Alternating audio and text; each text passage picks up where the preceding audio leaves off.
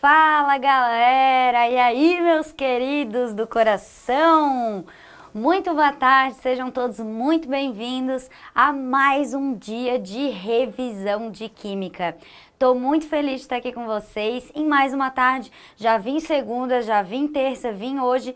E em todos os dias a gente teve a nossa plaquinha do dia. Então vamos relembrar. Eu quero saber a galera que tava aí já desde a segundona, que a gente começou a segunda com os dois pés, entendeu? Começamos a segunda com os dois pés, trazendo a plaquinha de vamos dar-lhe para não tomar-lhe. Essa foi a placa da segunda pra gente, né, retomar, iniciar com os dois pés. Aí na terça, nossa plaquinha foi nós trupica, mas não cai. Pode botar fé que desse jeito vai. Ah, mas vai, nem que seja na marra esse inferno. E é óbvio que hoje, quarta-feira, vai ter que ter plaquinha também, né? Então vamos lá. A plaquinha da quarta, prepara aí. A galera, vamos dar-lhe pra não tomar. Qual é o mood da quarta, gente? É nós trupica, mas não cai ou vamos dar-lhe? Como é que é? Ó, o mood da quarta é esse aqui. Plaquinha da quarta-feira, prepara o print. E se der medo, dane-se, querido, vai com medo mesmo, beleza? Essa é a plaquinha da quarta. E se der medo, não quero saber, eu vou lá e vou enfrentar essa bagaça toda, beleza? Essa é a plaquinha de quarta, dá o print aí. Ô, gente, e isso aqui que eu tentei fazer, ó, sabe o emoji de soquinho? Eu tentei desenhar um soquinho, não deu muito bem, mas é isso aí. É o emoji de soquinho de tamo junto, beleza? Então tá, galera. Olha só, nossa live de hoje é sobre nada mais, nada menos do que o petróleo. Galera, o petróleo é muito importante. Por mais que você olhe pra mim e fale assim, Babi, mas petróleo não parece um assunto que é tão batido? Não, cara. Ele vai continuar caindo. E hoje a gente vai falar um monte de coisas sobre o petróleo e vamos chegar desde a sua extração até as utilizações. Então prepara aí, fica até o fim que até de polímeros a gente vai falar. Tem noção? E ó, polímeros é uma das minhas apostas pro Enem. Então fica até o fim que a gente vai arrasar aqui hoje. Até mesmo porque daqui a pouco tem uma surpresa que eu trouxe especialmente para vocês, tá? Olha só, vamos começar então. Petróleo, lá do latim, significa petroleum. Petroleum, não sei. Vou deixar para quem entende, certo? Se fosse o grego eu já chamava o grego, mas é isso aí, ficou assim. Que significa o quê? Petros é pedra e oleum é óleo. Então seria basicamente a óleo de pedra, como se fosse assim. O petróleo, né, ele já é conhecido há bastante tempo e o petróleo ele teve vários nomes ao longo da história. Se vocês forem ver, ele já foi chamado, gente, de betume, já foi chamado de azeite, já foi chamado de lama, já foi chamado de múmia, óleo de rocha de asfalto, tá? Então ele já teve vários nomes. E aí eu acho que é interessante a gente começar falando como que esse petróleo ele é formado, justamente para a gente pegar desde a extração dele até as suas utilizações. E para falar como que o petróleo foi formado, nada melhor do que chamar aqui o nosso queridíssimo, nosso rei da geografia, certo? O nosso Chris Evans da geografia. Querido, vem dar teu show! Antes de mais nada, eu tenho uma nova placa. Acima dessa mulher, só a atmosfera. Acima dela, só o ozônio que nos protege da radiação ultravioleta. Só acima, só isso. É só isso. Ó, tô morta com essa placa, tô morta. Ó, tira print, porque tira print, acima dela, vai. só a atmosfera. Não tem nada em cima dessa mulher. Não existe nada. Trava tá? na pose, trava na pose. Ó. E marca nós, marca nós. Então eu trouxe aqui o Dudu, galera, pra falar pra vocês um pouquinho mais sobre como é formado esse petróleo. E aí, ó, querido, tá tudo na tua mão, eu já volto aqui. E assim, ó, o petróleo, ele na verdade se forma a partir de uma condição bem sincronizada entre questões físicas, químicas, geológicas e também biológicas. Eu citei quase todas as matérias do Enem, né? Só faltou a literatura aqui no meio. Então, ou seja, você precisa de condições muito específicas. Não adianta você sair cavando na casa da avó, sabe? Vou me transformar num startup de petróleo. Ou então assim, eu vou agora criar um novo Jurassic Park, vou pegar o meu kit, sabe, praia, o kit praia, e vou cavar na casa da minha avó achar petróleo. Calma lá, não é assim que funciona. Então existem específicos elementos que vão ocorrer para a formação desse recurso. Então, lembre-se disso, é um sincronismo de condições físicas, químicas, biológicas e geológicas. Por isso que é um recurso tão difícil de encontrar, por isso tantos conflitos em relação a esse recurso, porque justamente são condições sincronizadas muito específicas, tá certo? E aqui, ó, a Babi trouxe esse esquema magnífico. Eu tô vendo aqui a galera... Dá oi pra ele. Ei, gente. Feliz contigo.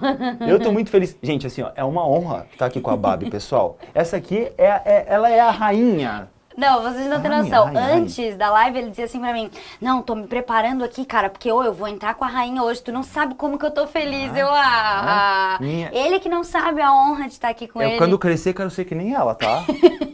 Pequeno. Quando ele crescer, ele quer ser que nem ela, olha pequeno. Essa pele. Vocês estão ligados que assim, ó, a Bárbara um dia resolveu dar um jeito numa pequena espinha, muito, assim, quase imperceptível. Aí ela criou algo chamado química. Ela criou aí a química, tá? A CEO da química tá aqui convosco, tá, pessoal? Então, assim, gente, voltando aqui, ó, perceba que as jazidas de petróleo, eu queria que você marcasse isso agora, tá? A maior parte das jazidas de petróleo são da datação mesozoica. Lá na thumb da aula tem os dinossaurinhos do lado da Bárbara, né? Porque justamente eles são contemporâneos aos dinossauros, o período Jurássico da era Mesozoica. O nosso petróleo aqui é datado do período Mesozoico. Então, petróleo no Brasil era Mesozoica. Vai surgir a partir do início do nosso Oceano Atlântico. Sim, petróleo está muito relacionado às áreas oceânicas, a antigos golfos, antigos pântanos, áreas alagadas, porque justamente é um ambiente na qual a decomposição ela não se completa. Entenda que para ter combustível fóssil, eu preciso de uma decomposição que não é completa, porque vai preservar certa parte da matéria orgânica. Então, aqui houve um processo no qual a matéria orgânica ela não foi completamente, decomposta, e essa matéria orgânica se decompôs, né, melhor, se depôs no fundo de um grande lago, de um grande oceano. E lá ficou presa. E lá foi se depositando, junto de outros sedimentos, que vão formar como se fosse um grande bolsão. Então é um processo sedimentar, entende? Rochas sedimentares, bacias sedimentares. Demora-se muito tempo, é um processo muito longo. Então, ambientes com decomposição que não são totais, você vai ter um processo de decomposição e de deposição ali. Essa decomposição ela é parcial, ela não é total. Ou seja, existem elementos geológicos e biológicos. E a partir de muito tempo, de milhões de anos, teremos a formação desse recurso. E perceba na imagem, agora é o momento caneta, né, Babi? A gente vive se brilhar essa caneta, né? A caneta é inimiga dos professores. É inimiga. É inimiga, assim, ela tá contra a gente. Aqui, ó, deixa eu escolher a cor, que eu sempre escolho a cor errada. Vamos pegar o amarelo, sai o vermelho. É sempre assim. Então eu vou pegar o amarelo, tá? Ó, perceba que nós temos dentro de um grande bolsão de rocha, essa é uma rocha que selou esse recurso, ele está preso aqui dentro. Tá aqui preso, ó. Perceba que nós temos o óleo e aqui, ó, o gás. Lembre-se que o gás natural ele é um subproduto do petróleo a partir de processos físico-químicos, que são específicos que ocorrem nessas áreas. E aí a Babi disse, Dudu, fala para a galera em relação a onde se encontra, porque a gente sempre relaciona o petróleo às áreas oceânicas. É verdade, eles se formam associados às áreas oceânicas. Porém, hoje nós temos petróleo em terra, em áreas emersas. Por quê? Porque já foram áreas oceânicas. O nosso planeta tem muito tempo, tem uma idade muito longa. Então, áreas que hoje são terra, num passado foram mar. Então, por isso que você encontra petróleo, inclusive no Brasil, em áreas terrestres, tá? Não está apenas no oceano. Tome esse cuidado. Isso, eles vão começar a cavar em casa para ver se eles acham petróleo. Vão cavar, vão achar tudo, vão achar a geografia do Enem, que não estava na prova, porque até eu estou procurando ela. Vão achar os mapas da prova de 2021 do Enem, mas não vai achar petróleo.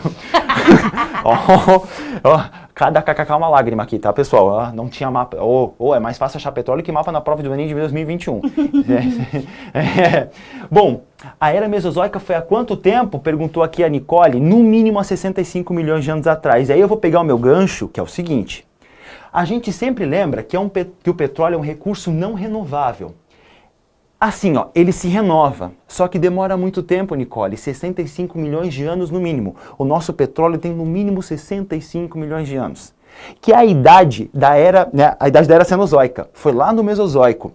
Ele é datado do início da separação da África em relação à América, ou seja, lá por seus cerca de 100 milhões de anos. Ou seja, é muito antigo, por isso tido como não renovável. Ele se renova, mas demora muito tempo para tal. E lembre-se, que vocês vão ver com a Babi, que o petróleo torna-se fundamental para a indústria, para a obtenção energética. Por isso, tantos conflitos.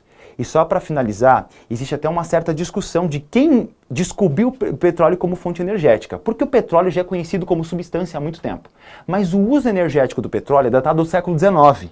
Não é por coincidência que a partir do século XIX começam diversas colônias a serem procuradas em diversas partes do mundo, inclusive atrás de petróleo. E aí, então, existem alguns indícios de que foi o Azerbaijão quem a primeira vez usou petróleo para fins energéticos.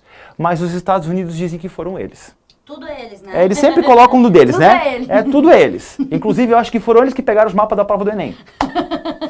É uma teoria da conspiração que lancei agora. Pessoal, então, foi o meu feat aqui foi a minha collab, tá? E agora eu vou deixar a Bárbara, que é a rainha da química, gente. Sabe, o pudim de passas foi quando ela resolveu fazer uma sobremesa, entendeu? Aí surgiu o modelo pudim de passas. Obrigada Só lido com verdades, tá? Ó, só lido com verdades, tá bom? Obrigada pela participação maravilhosa. Agradeço muito. O pessoal tá feliz pra caramba ali no chat, ó. 0,50 centavos pro Dudu e 50 centavos pra Babi. E 50 centavos não, 10 pilão, né? No mínimo 10 pila. Por menos de 10 pila eu não tô me vendendo, gente. Poxa, o petróleo né? O petróleo tá tão caro aí, poxa. Ó, a gasolina tá 7 pila, galera. Não vai dar, não. Por favor, a gente mendigando aqui, né? Como diz o Lauro, como é que é o Lauro? Eu não vou mendigar like, eu quero é dinheiro. Aí o negócio me vem com 50 centavos. Ah, vai se catar. Hein? Gente, uma boa prova pra vocês, tá? Confio em vocês, tá bom? Valeu, Dudu! Não, gente, eu tô rindo aqui com vocês. Vocês são demais, sério. Ó, depois desse show do Dudu e de a gente falar que o petróleo é um recurso não renovável, então, porque demora bilhões e bilhões de anos aí, então, pra realmente a gente ter novamente esse recurso, a gente vai começar falando o que é o petróleo, qual é a composição química dessa substância que é tão disputada aí mundo afora. Gente, o petróleo, ele não é uma substância, tá? E isso é uma pegadinha das safadas. O petróleo não é uma substância, o petróleo ele é uma mistura de várias substâncias. E ele é uma mistura de hidrocarbonetos. Gente, hidrocarbonetos são moléculas orgânicas que têm apenas C e H, apenas carbono e hidrogênio, certo? Então, a gente tem vários hidrocarbonetos e lembrando que tratando-se de polaridade, todos os hidrocarbonetos, eles são o quê? Apolares, lembra disso. Por quê? Por isso que esse petróleo, ele não se mistura com a água, porque a água é uma molécula que é polar. E por diferença de polaridade, lembra lá quando a gente fala que semelhante dissolve semelhante? Quer dizer que coisas polares se dissolvem em polares. Solventes apolares vão se dissolver em solventes apolares. E polar com polar vai dar ruim. No caso do petróleo seria isso, né? Então ele é uma mistura de vários hidrocarbonetos apolares. A água é polar, consequentemente ele não se mistura em água, isso é extremamente importante. Beleza, povo? Então vamos dar continuidade. Coloquei aqui para nós alguns hidrocarbonetos que são conhecidos aí, né, que estão dentro do petróleo. Tá aqui um hidrocarboneto parafínico. Lembra que parafínico é sinônimo de alcanos. Babi, socorro, lembra pra mim o que é alcano? Alque, galera, significa cadeia aberta. An significa só ligação simples. E O significa hidrocarboneto, moléculas que têm apenas carbono e hidrogênio. A gente também tem os chamados naftênicos, tem os aromáticos, que tem o nosso queridíssimo anel benzênico ou anel aromático, como vocês podem ver, e os asfálticos, né, que são moléculas gigantes. Olha só o tamanho dessas moléculas. Guarda essas moléculas aí dos asfálticos que vocês estão vendo, essa cacetada aí de carbonos e hidrogênios, e vamos embora dar continuidade aqui. Beleza, então sabemos a composição do petróleo. Depois de a gente saber a composição do petróleo, esse petróleo ele vai ser então extraído, como o Dudu falou, né? Ele vai ser extraído, pode ser extraído do mar, pode ser extraído também em terra, como ele comentou. Ele vai ser levado para uma refinaria de petróleo. A refinaria de petróleo é essa indústria gigante que vocês veem aqui. Então a gente vai levar ele para o refino, e no refino do petróleo tem várias coisas que a gente pode fazer. Tem várias coisas não, né? Tem vários processos que ele vai poder ser submetido, esse petróleo, ok? Então, o primeiro deles é a separação dos diversos hidrocarbonetos. Já que ele é uma mistura, então vamos separar. E se a gente vai separar uma mistura, nós vamos tratar de processos de separação de misturas, que inclusive é uma das partes de Química Geral que o Enem mais cobra. Esse ano, em janeiro de 2020, gente, caíram 2 questões de separação de misturas. Então fica ligado que separação de misturas é uma coisa muito importante, o Enem adora. Então olha só, o petróleo é uma mistura homogênea de vários hidrocarbonetos e a gente vai separar. Vamos pensar então, o petróleo ele é líquido. Então, eu tenho uma mistura ali de vários líquidos. Aí, o que eu vou fazer? Eu quero separar esse líquido, que é uma mistura homogênea. Pensa aí na cacholinha. Um processo de separação de misturas que vai separar líquidos que são uma mistura homogênea. Pegou? Quero ver a galera falando. Opa, já vi a Gisele, linda, maravilhosa. Ai, Ana Clara Wonel tá aí, linda, fofa. Beijo pra ti. Ó, já vi a Gisele, mandou bem, destilação fracionada, tá? Olha só, aqui a gente tem o processo de destilação fracionada. Gente, como é que funciona o processo de destilação fracionada? Preste atenção aqui na teacher. Tu vai ter aqui um potinho, certo? Com a tua mistura. E aí tu vai começar a aquecer esse potinho. Na hora que tu começa a aquecer, quem é mais volátil, ou seja, quem evapora com mais facilidade, começa a evaporar. Logo em seguida, esse cara que evaporou, ele vai passar por um condensador. E daí ele vai lá e condensa e vai cair no outro potinho. Aquele que tem um ponto de ebulição maior, ele fica aqui. Aquele que tem um ponto de ebulição menor, passa pela destilação e cai no outro potinho. Então, o que é a destilação? Ela é uma técnica que se baseia no quê? Nas diferenças nos pontos de ebulição dos compostos, certo? Por eles terem diferentes pontos de ebulição, a gente vai conseguir separar. Então, se você tem uma mistura de 2 compostos, um entra em ebulição a 100 graus Celsius e outro a 150, na hora que você começa a aquecer, aquele com menor ponto de ebulição, 100 graus Celsius, evapora. Depois ele vai lá e condensa, e aí a gente vai ter os 2 carinhas aqui separados. Gente, é o seguinte, quem passa pela destilação é chamado de destilado.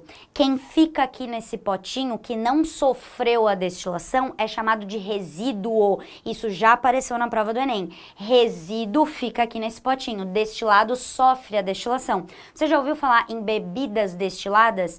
Ah, eu vou tomar aqui uma cachaçinha, eu vou tomar aqui uma vodquinha, que é uma bebida destilada. Ela passou pelo processo de destilação, ok?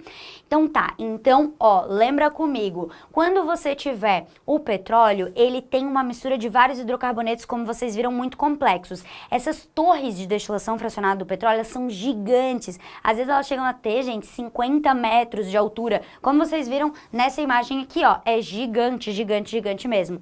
E aí que eu vou separar as várias frações do petróleo. Por isso o nome é destilação fracionada, você separa em várias frações. E o que é importante a gente destacar aqui é o seguinte, quando você tem hidrocarbonetos que são pequenininhos, por exemplo, o próprio metano, CH4. Quando você começa a ter compostos maiores, por exemplo, C2H 4, vamos supor, ou você começa a ter compostos maiores, C8H18.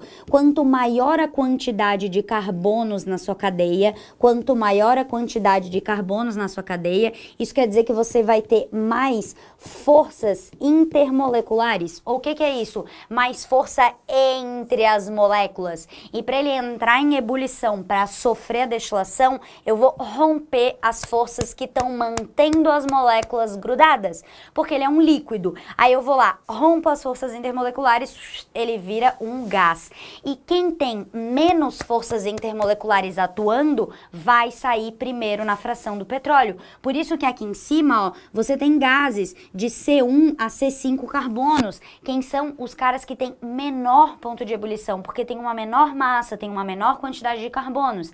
Já quando a gente vem descendo, ó, olha aqui, ó, óleo diesel e outros óleos, C13 a C17, C18 a C25, vai ficando mais para baixo quem tem maior ponto de ebulição. Por quê? Porque você vai tendo moléculas gigantes que têm uma maior superfície de contato. Quanto maior a superfície de contato, mais difícil de você romper as forças, consequentemente, maior o ponto de ebulição. Babi, qual é o nome da força intermolecular que mantém as moléculas do petróleo unidas? Ó, força intermolecular entre moléculas apolares é chamada de dipolo induzido, ok? Força intermolecular dipolo induzido. Vou tomar minha água.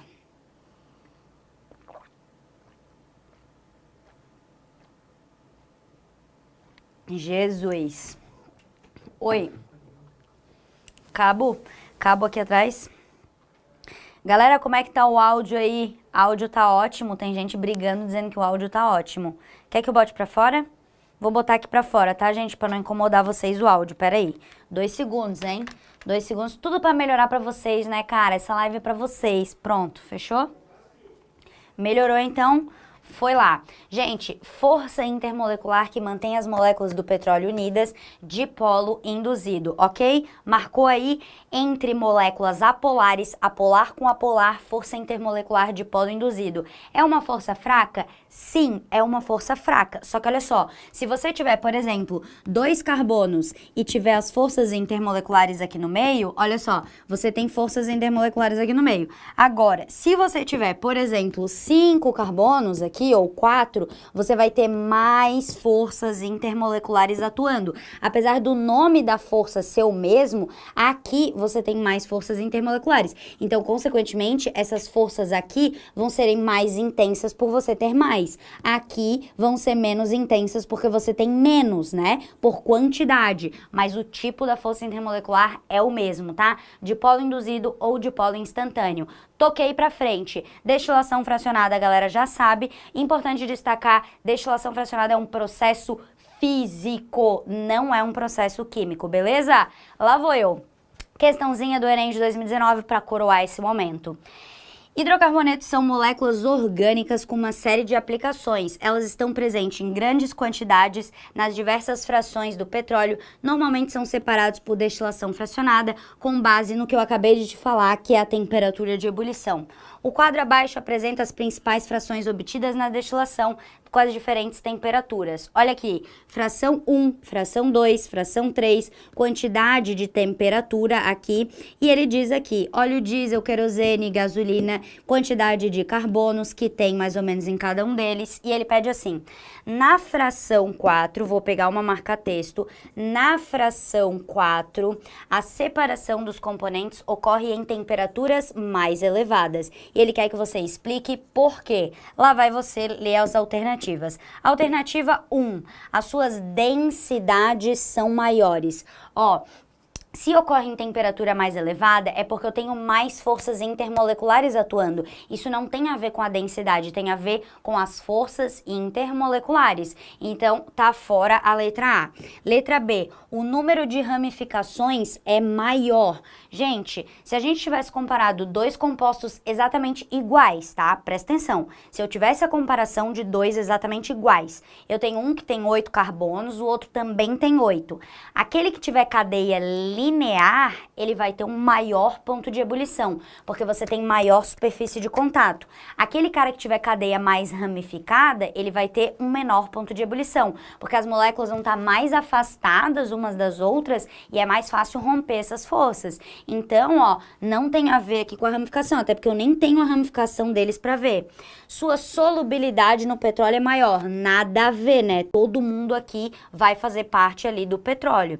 As forças intermoleculares são mais intensas. Gente, falou de destilação fracionada, falou da temperatura de ebulição aqui deles, tem a ver com força intermolecular. Se você tem mais carbonos, por exemplo, de 14 a 18 carbonos, imagina o seguinte, ó, vou botar reticências aqui, que tu tem mais forças intermoleculares atuando aqui do que quando você tem 2 carbonos, como eu tinha desenhado ali no slide anterior. Aqui tu tem poucas forças intermoleculares. Ah, Babi, mas aí eu sei que é a mesma, é tudo de polo induzido, então não é mais intensa. Se eu tenho mais forças intermoleculares, eu vou ser mais intensa. Aí muita gente me perguntou assim, Babi, mas por que a letra E tá errada? Eu achei que a letra E era certa, ó. A cadeia carbônica é mais difícil de ser quebrada. Gente, presta atenção no que você tá lendo. Presta atenção. Se você quebrar a cadeia de carbonos, você quebra a molécula e ela vira outra. Prestou atenção? Isso é um processo químico. Quebrar a cadeia de carbonos. Quebrou, ela virou outra coisa. Eu nem sei o que ela virou.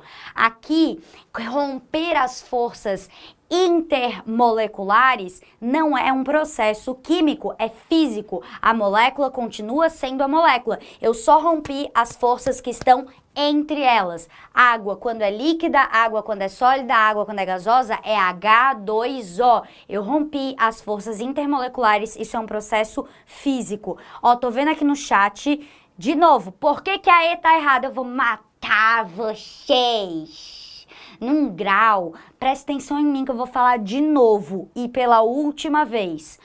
A cadeia carbônica é mais difícil de ser quebrada. Ela é enorme a cadeia, né? Sim, realmente, ela vai ser mais difícil de ser quebrada. Só que se você quebrar a cadeia, você não tá falando da temperatura de ebulição, você tá fazendo um processo químico. Quebra a cadeia e muda a molécula. Você não pode quebrar a cadeia, você tem que quebrar as forças intermoleculares entre as moléculas, ok?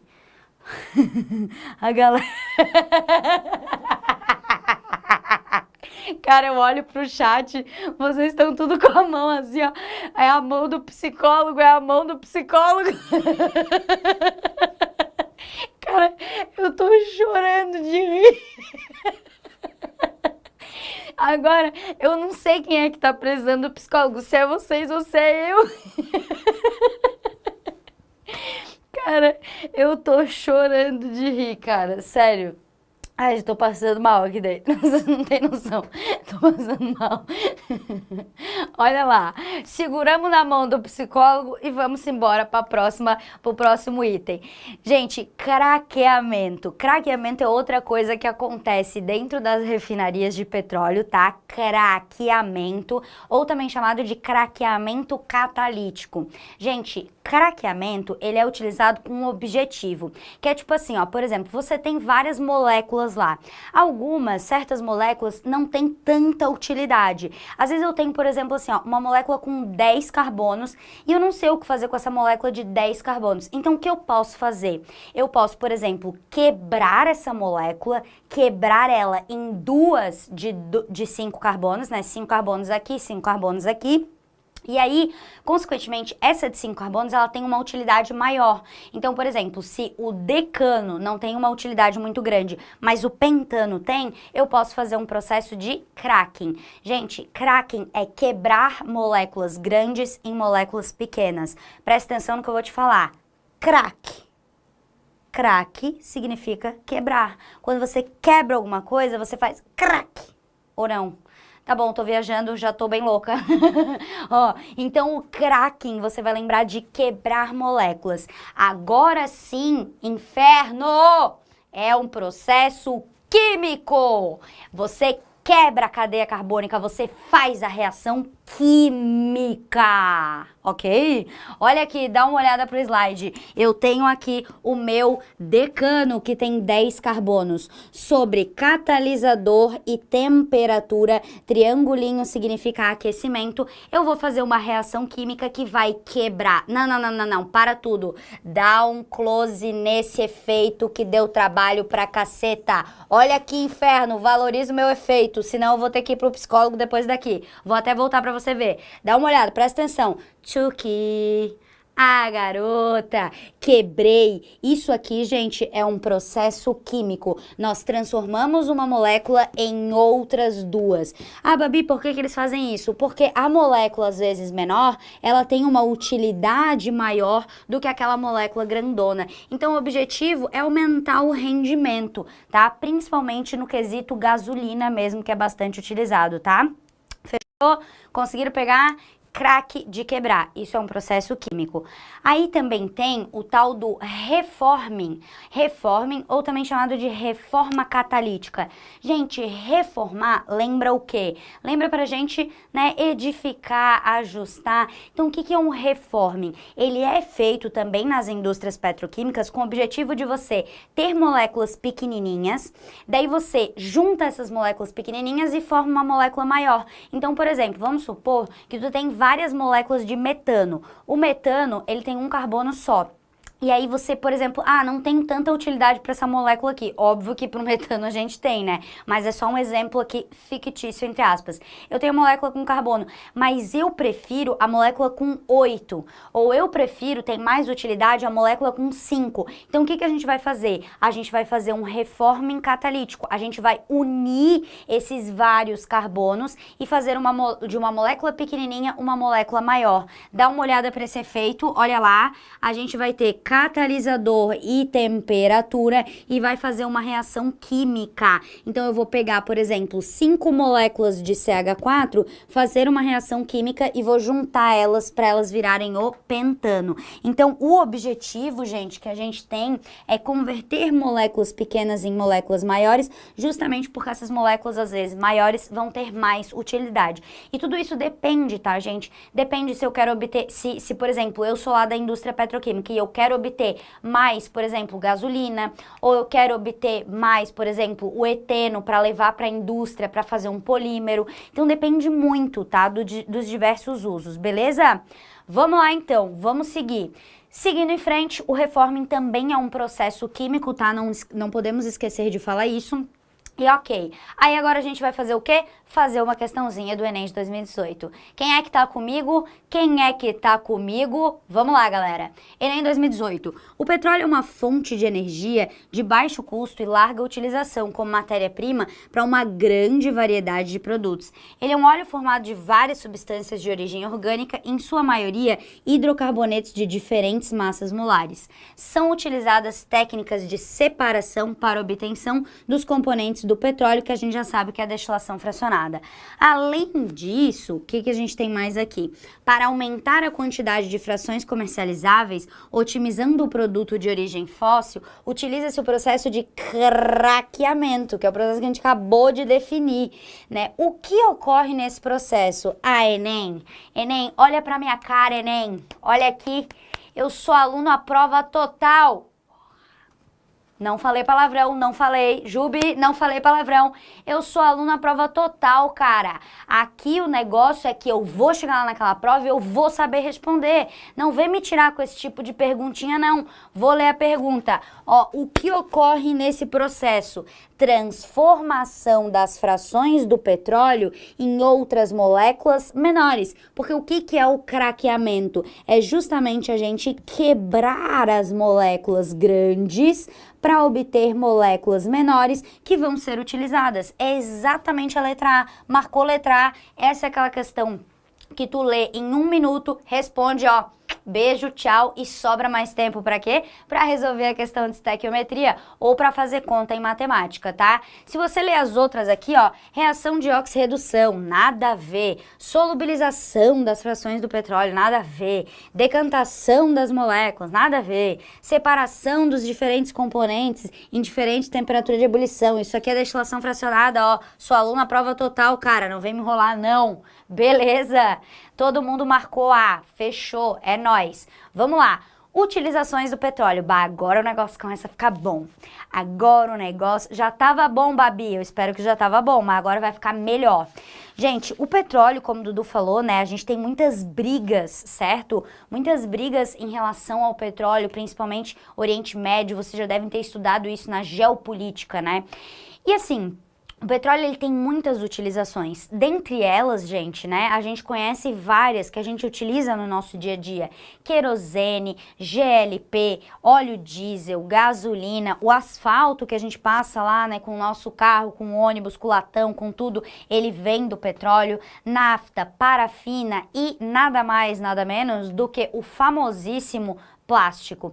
Então o petróleo, galera, ele tem diversas utilidades, diversas mesmo. E justamente por a gente poder pegar esses hidrocarbonetos e fazer as diferentes transformações que vocês viram ali, tanto conseguir separar eles, quanto fazer o cracking, fazer o reforme. Então eu consigo dar muita utilidade. Só que é claro, tem duas utilidades ali que são assim, ó, essenciais. Duas utilidades que o Enem, assim, ó, ele ama de paixão.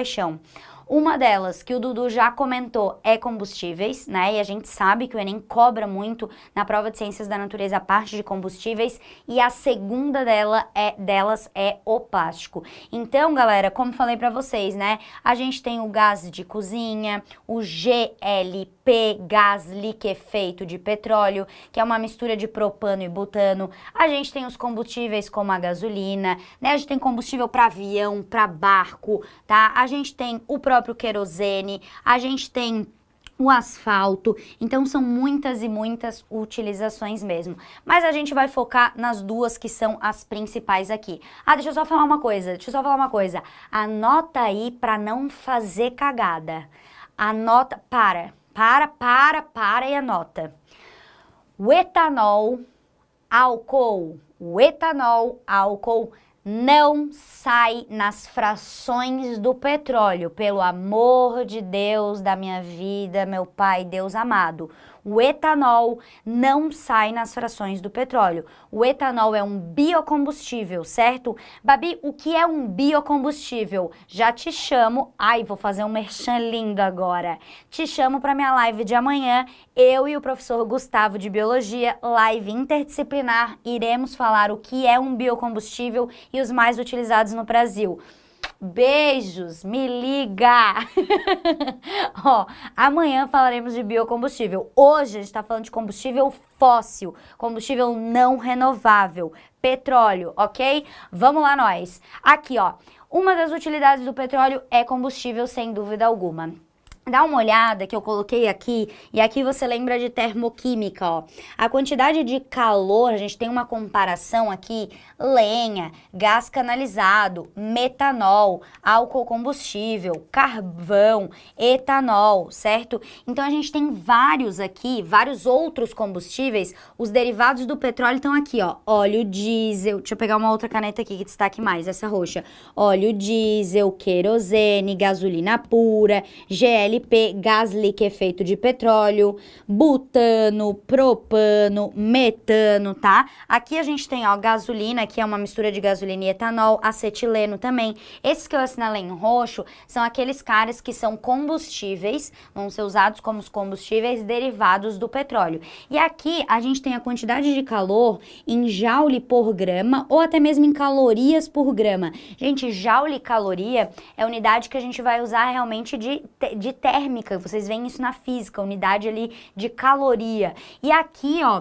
a gente vai ter, só para vocês terem ideia, o óleo diesel, Ele vai então ter 10.730 quilocalorias a cada 1 grama que você queima, né? Ele vai te fornecer, ou então 44.851 joules a cada grama de combustão desse cara. Se você comparar, por exemplo, o óleo diesel aqui com o GLP, o GLP ele fornece uma quantidade de calor maior por grama. Isso o Enem já cobrou algumas vezes. Olha o metano, gente, metano CH4, né? GNV, metano GNV, gás natural veicular. Ele fornece uma energia maior ainda, tá? Do que o propano, butano e até mesmo do que a gasolina. Dá uma olhada aí, tá vendo? Então, isso quer dizer que esse combustível aqui, economicamente falando, ele me dá uma maior quantidade de energia por grama, né? De ali que a gente tem a cada grama queimada, certo? Vou tomar um golinho de álcool.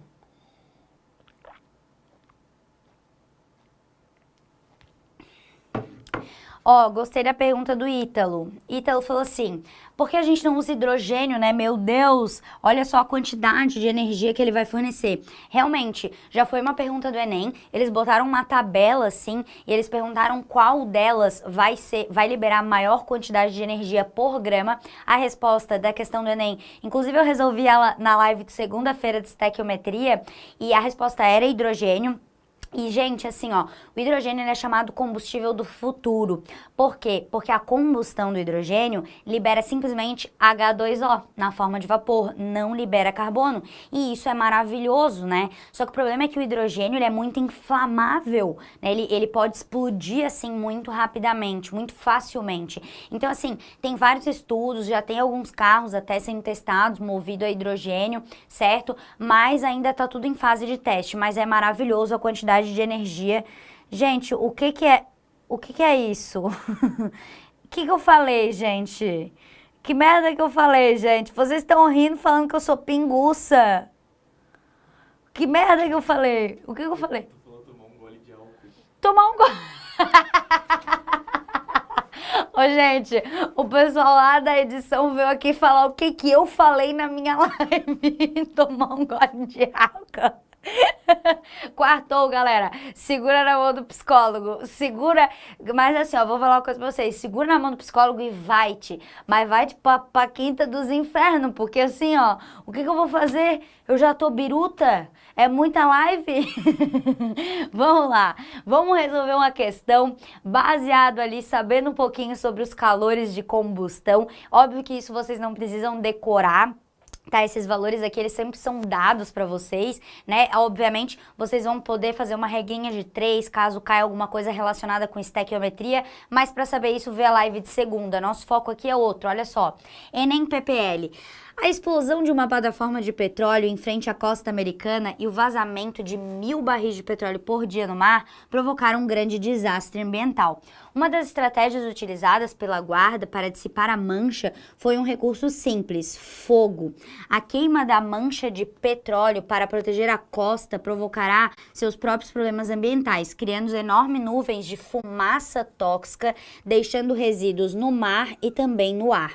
Daí ele diz assim, além da poluição das águas provocada pelo derramamento de óleo no mar, a queima de petróleo provoca poluição atmosférica, formada por uma nuvem negra denominada fuligem. Eu quero saber quem é que sabe o que é fuligem. Fuligem, que é proveniente da combustão. Primeiro de tudo, o que é fuligem? Fala pra mim qual é a substância que representa fuligem. Vamos lá. Ai, Vitão, tá no Zoom, Vitor, tchá, no Zoom, arruma a tela, que a galera tá pirada no chat, e eu tô aqui muito louca. Deu certo, a minha dança aqui deu certo, fechou. Aí ela pede assim, quero saber quem que é a fuligem, gente. Quem que é a fuligem? Todo mundo tá falando... Eita! Vi gente falando CO, vi gente falando fumaça preta. Olha só, presta atenção em mim. Fuligem não é CO. CO é monóxido de carbono. Fuligem é carbono, é C. Gente, fuligem, anota aí, pelo amor de Deus, combustão é muito importante. Fuligem é carbono sólido, é C. É tipo, entre aspas, como se fosse carvão. Aquela fumaça preta que sai de trás do busão. Galera, aquilo ali é carbono puro. E isso é fuligem. E a fuligem, ela sempre vai acontecer quando acontece uma combustão incompleta, tá? Combustão incompleta. Se você tiver uma combustão incompleta, anota aí, pelo amor de Deus, que isso é muito importante. A combustão incompleta, ela pode formar CO e C, tá? Que é o monóxido de carbono, que é um gás extremamente tóxico para o ser humano, e o carbono sólido, que é a fuligem. A combustão completa de petróleos, hidrocarbonetos, vai formar CO2, tá? Que é o gás responsável pelo efeito estufa. Gente, a fuligem sólida, né, assim, que é aquela fumaça preta, ela é bem prejudicial para nós também. Quem tem muitos problemas respiratórios, né, sofre bastante, porque ele é sólido, parece, né, uma fumaça preta, parece não, é uma fumaça preta, e aquilo ali são partículas sólidas muito pequenininhas, e quando você respira, aquilo se aloja nos alvéolos pulmonares, e quem tem bronquite, rinite, azite da vida, sofre muito, e quem não tem, né, não sei se eu vou estar falando besteira, não sei se pode até vir a desenvolver doenças alérgicas mesmo por entrar muito em contato com esses poluentes, certo? Ó, amei o Washington Júnior falando ali, ó, carbono que não foi oxidado totalmente, linda definição, tô apaixonada por essa química.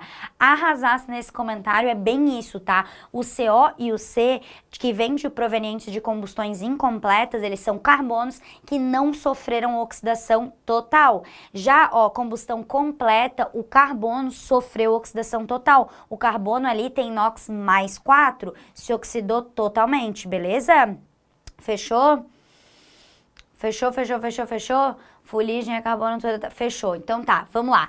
Seguindo em frente, a nafta, tá, galera? É um derivado do petróleo, tá? Muito utilizado pela indústria petroquímica, principalmente na produção de moléculas como eteno e o propeno. E essas moléculas, eteno e propeno, elas vão ser obtidas e depois, ou também, né, tipo o próprio benzeno, toluenos, estilenos. Tolueno? Eu ouvi falar tolueno. Não, cara, eu vou ter que parar. Cadê a galera da plataforma? Cadê a galera da plataforma pra dançar e cantar comigo? Gente, se você não sabe quem é o tolueno, você vai aprender agora, porque os meus alunos da plataforma vão te contar. E tu que não é da plataforma já vencer, pelo amor de Deus. Quem é o tolueno? É o metilbenzeno. Quem é o tolueno? É o metilbenzeno. Vai de novo. Travou o CD. Quem é o tolueno? É o metilbenzeno. E quem é o metilbenzeno? É o tolueno. Taca. Pelo amor de Deus, cara, cancela essa live que não tá dando mais pra mim. Ai, cara, eu amo vocês, mano, eu amo. Olha aqui, metilbenzeno é o famosíssimo tolueno. Tá aqui o inferno do tolueno. Vem, Enem, pode perguntar que eu vou dançar na tua cara, seu trouxa. Vou dançar. Apareceu o tolueno, lá tô eu. Quem é o tolueno? Só vou fazer assim, não quero nem saber. Ô, galera, mas e aí? Pra que a indústria petroquímica usa nafta?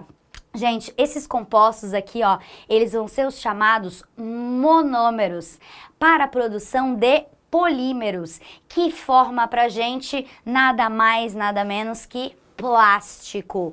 Então, sim, você vai ter o plástico como sendo um derivado do petróleo. E é inegável a utilização absurda que a gente tem do plástico hoje em dia, né? Então, olha só, eu trouxe pra gente aqui, ó, o eteno e o propeno, e a gente vai ver como que esses monômeros são utilizados pela indústria petroquímica para fabricar polímeros, que são moléculas gigantes, macromoléculas, feitas através de reações de polimerização, onde você pega vários monômeros, vários, reage eles com eles infinitas vezes e forma um big polímero, que é uma macromolécula gigante, certo? Então, olha só, a gente vai pegar o eteno e vai pegar o propeno e vai ver pela reação qual é os produtos dessa polimerização, ok? Gente, polímeros, muitos, meras partes. Então, são moléculas que têm muitas partes. Monômero, mero parte, é uma molécula que tem apenas uma parte. Então tá aqui o nosso etileno, ou também chamado de eteno. Esse cara aqui, ele vai ser o nosso monômero. E aqui eu quero mostrar para vocês a reação de adição. Ela é uma reação de polimerização e ela é dita como adição.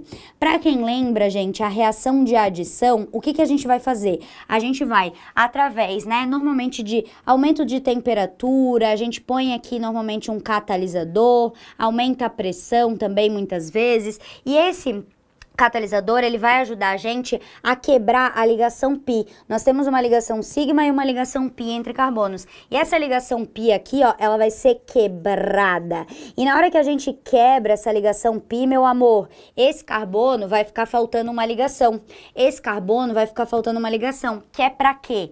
Para a gente quebrar a ligação π desse carbono, do próximo, quebrar infinitas vezes a ligação π de várias moléculas de etileno e juntar essas várias moléculas. Consequentemente, nós vamos ter o nosso polímero. Gente, e o nosso polímero, percebam que, ó, que aqui a gente tem o tracinho que vai faltar essa ligação para esse carbono e para esse carbono, mas não quer dizer que não tem nada, ó.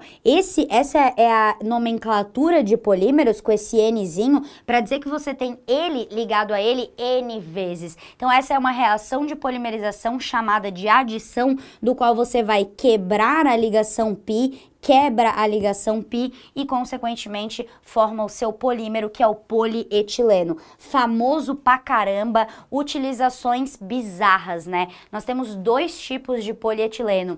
Ó, aqui é o número da reciclagem dele, tá? O PEAD e o PEBD. O que significa isso? Polietileno de alta densidade, polietileno de baixa densidade. Óbvio que nós temos diferenças, né, no tipo da cadeia carbônica desses polietilenos, para um ser de alta densidade e outro é de baixa. Bom, eu quero mostrar para vocês. O polietileno de alta densidade, já volto aqui, tá? O polietileno de alta densidade, ele é um polímero que ele é bastante linear. Se ele é bastante linear, nós temos bastante cadeias, uma grudadinha na outra. Dá uma olhada aí na tela, foca aqui comigo, ó. Polietileno de alta densidade. Nós temos bastante cadeia linear. Então, essas cadeias lineares fazem com que você tenha um bastante empacotamento delas. Se você tem bastante empacotamento, bastante superfície de contato entre elas, você ocupa um volume menor no espaço. Lembra comigo assim, ó, densidade é massa sobre volume, né? Então, densidade e volume são inversamente proporcionais. Se você ocupa um pouco volume no espaço, aqui, ó, pouco volume no espaço, que é o que acontece com esse cara aqui, você vai ter uma alta densidade. Por isso que ele é chamado de polietileno de alta densidade. De novo, densidade é massa sobre volume. Se você é uma cadeia big, uma cadeia gigante que ocupa muito espaço, ó, percebam que a cadeia ramificada, ela ocupa espaço. E se ela ocupa muito espaço, o que vai acontecer é que você vai ter um alto volume. Se eu tenho um alto volume, eu vou ter uma baixa densidade. Então, o polietileno de baixa densidade tem este tipo de cadeia carbônica, né, que seria uma cadeia carbônica ramificada, e a gente tem o polietileno de alta densidade, que tem uma cadeia carbônica já mais linear. Conseguiram pegar, galera? Fechou? Ó, a galera tá falando do PET. O PET é o polietileno terafitalato, tá? O polietileno terafitalato. Ele vem de outro monômero. Utilidades do polietileno, ó, faz parte da maioria dos plásticos produzidos no mundo, inclusive ele é um dos mais famosos. E aí vocês já conhecem, né? Vocês veem eles em embalagens, recipientes, sacos, tubos, brinquedos, isolantes. São isolantes elétricos, né? E ele é classificado como termoplástico. Babi, socorro! o que é um termoplástico? Presta atenção na origem da palavra, inferno! Presta atenção, termoplástico. Plástico significa moldável. Termo, temperatura. Então, um termoplástico é um polímero que vai poder ser moldado através da temperatura. E se eu posso moldar ele através da temperatura, isso quer dizer que ele é reciclável. Anota aí que isso vai cair. Vai cair. Se cair, tu anota meu nome lá na questão. Babi, eu te amo! E depois me marca lá no Instagram que eu quero ver, Babi Correa. Pode marcar meu nome, vai cair esse inferno, certo? Olha lá, aqui eu quero falar pra vocês do polipropileno também. Ó, esse cara aqui é o propileno, ou também chamado de propeno. E esse cara, ele tem 3 carbonos, ó, percebam aqui. Só que ele também tem uma ligação dupla, do qual ele tem uma ligação sigma e uma ligação pi, ok? Então, também vai acontecer uma adição com ele. Nessa adição, esse monômero, esse cara aqui, ó, ele é chamado de monômero. Se a gente ligar ele com ele N vezes, colocando aqui, ó, um catalisador, aumentando a pressão, vai quebrar de novo a ligação pi. E se quebra a ligação pi, vai sobrar uma ligação para esse carbono e uma ligação para esse. E vai dar origem ao nosso polímero, que é chamado de polipropileno, ok? Pode ver que a gente tem um CH3zinho aqui embaixo, um CH3zinho aqui embaixo. Aqui, ó, o mesmo CH2 que tá aqui, o mesmo CH2 que tá aqui. Aqui você tem um CH e aqui você tem o mesmo CH. A única coisa que fez foi quebrar a ligação pi, a dupla, e abrir um espaço para cá e um espaço para lá. Ok, pessoal, esse é o polipropileno. O polipropileno, ele tem diversos usos também, mas ele é um plástico já mais seco, sabe? Ele é um plástico mais seco, mais duro. Ele é muito utilizado, ó, PP é o símbolo dele na hora de reciclagem, tá? 5, quer dizer, PP é a simbologia dele, de polipropileno. E 5 é pra gente identificar o tipo de reciclagem dele. E o polipropileno, ele é muito utilizado, cadeiras de plástico, assim, de sol. Até tinha aqui no Biologia Total, eu tentei achar, gente, mas não achei. Um potinho, assim, de porta-caneta. E quando tu toca nele, ele é um plástico meio duro, assim, meio quebradiço. E isso tem a ver com as características mesmo dele. Então ele é utilizado, né, em artigos moldados, em boias, às vezes em alguns tapetes, como vocês podem ver assim, em cadeiras. Cadeira de estádio de futebol, que é aquela cadeira de plástico que tipo assim, ó, tu encostou um pouquinho, quebrou, sabe? Então ele é um plástico assim mais durão. Para carros também, em artigos de carros, dentro do carro. Então ele é mais seco assim, um plástico mais seco, beleza? Então ele também é considerado um termoplástico, ou seja, ele também é reciclável. Babi, qual é a diferença de um polímero, de um plástico que é reciclável e de outro que não é? Bom, o termoplástico é reciclável através da fusão. Você aquece e consegue moldar. Você aquece, ele derrete, você molda ele de novo, enfim, consegue reutilizar. Ele é chamado de termoplástico. O polímero que você não consegue reutilizar é o termorrígido, ou também chamado de termofixo. E por que isso? Isso tem a ver com um tipo de cadeia carbônica, gente. A cadeia carbônica dos termoplásticos é uma cadeia carbônica normal ou ramificada, como vocês podem ver aqui, ó, cadeia carbônica normal ou ramificada. A gente diz que esse tipo de cadeia, ele cresce como se fosse assim uma única direção, assim, um único sentido. Já o termorrígido, ele não vai ser reciclado através da temperatura, porque ele tem cadeia em formato de rede. É uma cadeia, gente, tridimensional, uma cadeia tridimensional e forma uma rede, é uma cadeia reticulada. Vocês podem ver que a gente tem entre as várias cadeias dos polímeros ligações covalentes, ó. E aí o que vai acontecer? Quando você tenta fundir esse polímero, você começa a tentar aquecer. No caso desses outros dois aqui, que não tem formato de rede, joga em mim, cameraman. Nesses dois que não tem formato de rede, quando você aquece, ele começa a deslizar. E eu consigo ali, ó, mexer nas forças intermoleculares. Ele desliza. Esse aqui, como tem forças ali, ligações químicas entre, se você for tentar aquecer, você quebra a cadeia de carbonos. E quebrar a cadeia de carbonos, não tô falando de mexer na força intermolecular. E se eu quebrar a cadeia de carbonos, ele deixa de ser a molécula. Então ele se decompõe antes mesmo de sofrer a fusão. Por isso ele é considerado não reciclável, termorrígido ou termofixo, que com a temperatura eu não consigo moldar. Termoplástico, consigo moldar através da temperatura. Tudo certo, gente? Beleza? Puta merda, toda vez que eu entro aqui tem alguém no chat. Que horas acaba a live? Que horas acaba a live? Puta merda! Meu Deus, parece até que não quer ter aula, inferno. Fica aí. Já estamos acabando, prometo.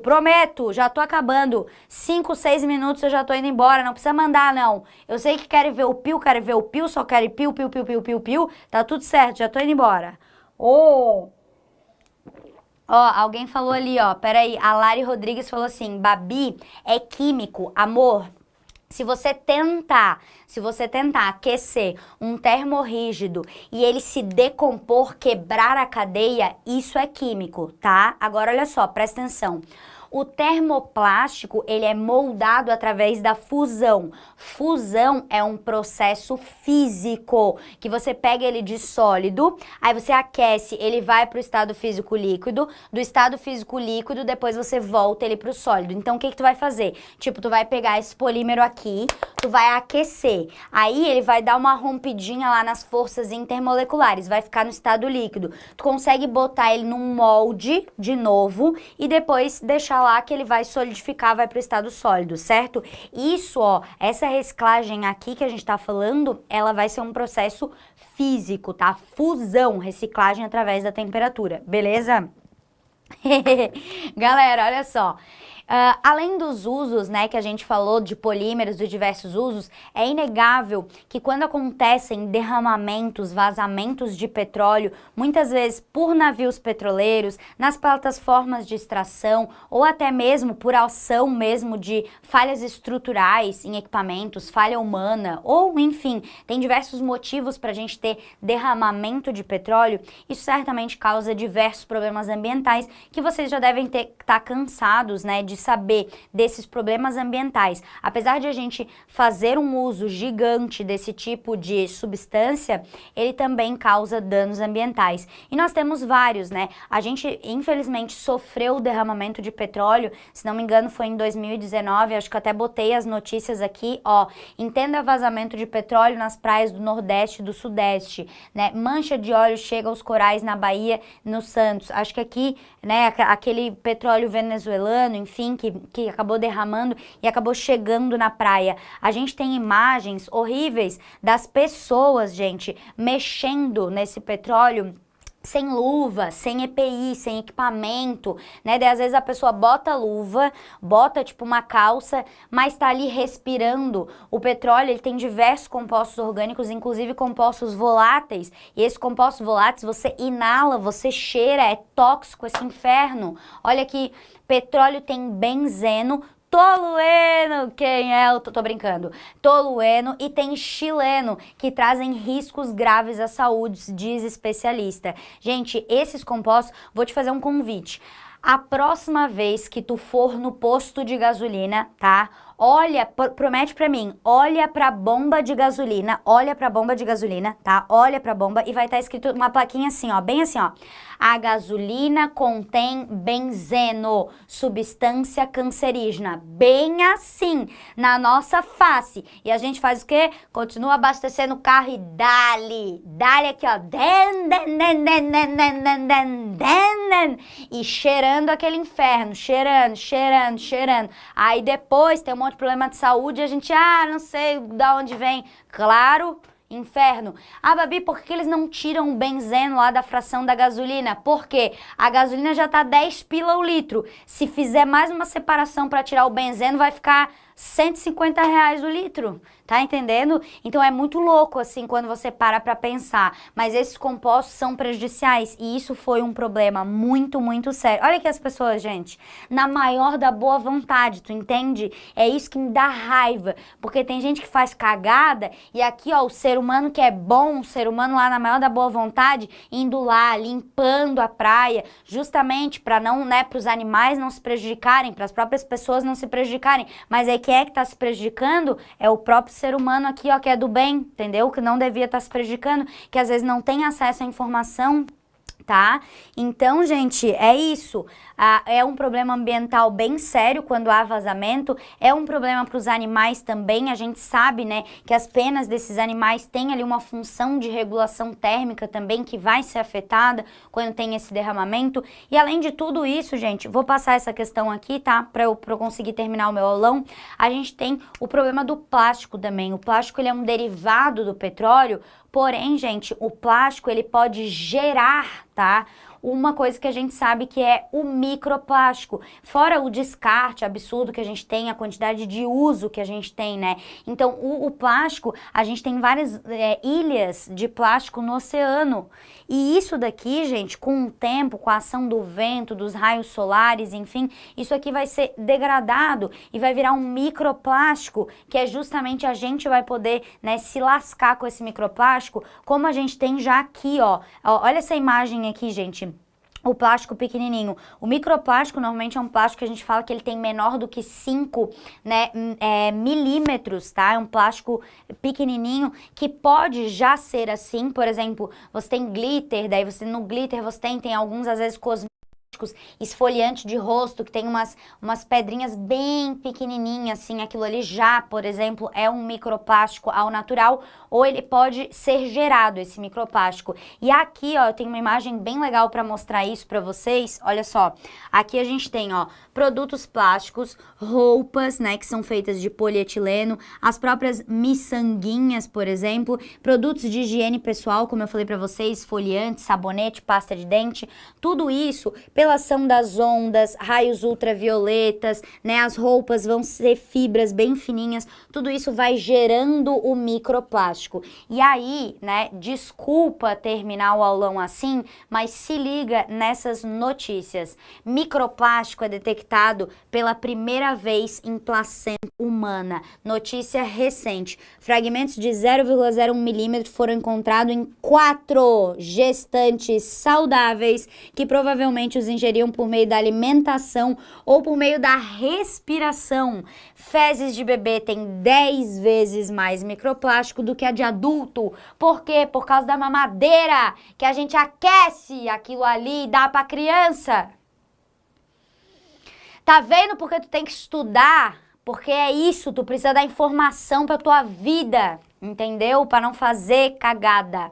Ou melhor, para estudar, para tentar melhorar isso, para tentar alternativas melhores. Olha aqui, cada pessoa come até 121 mil partículas de plástico por ano, diz estudo, tá? Cientistas calculam que por ano ingeriram mais de 70 mil partículas de microplástico.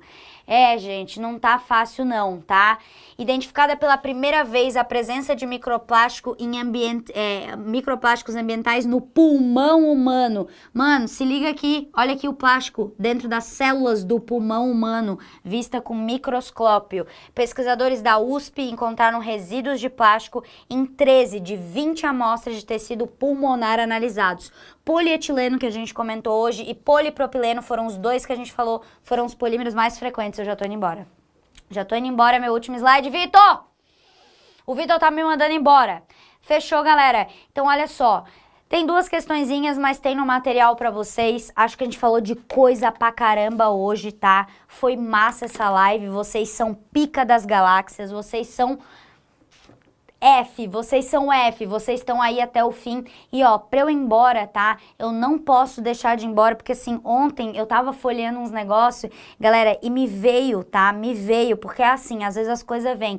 Me veio um pedacinho de um textinho que eu quero ler pra vocês antes de ir embora, tá? Pra dizer pra vocês que vocês são Vocês sabem o resto, né? ODA, vou soletrar. Vocês são isso mesmo. Se liga nesse textinho, 30 segundos pra eu acabar. Não é o crítico que importa, nem aquele que aponta onde foi que o homem tropeçou, ou como o autor das façanhas poderia ter sido melhor.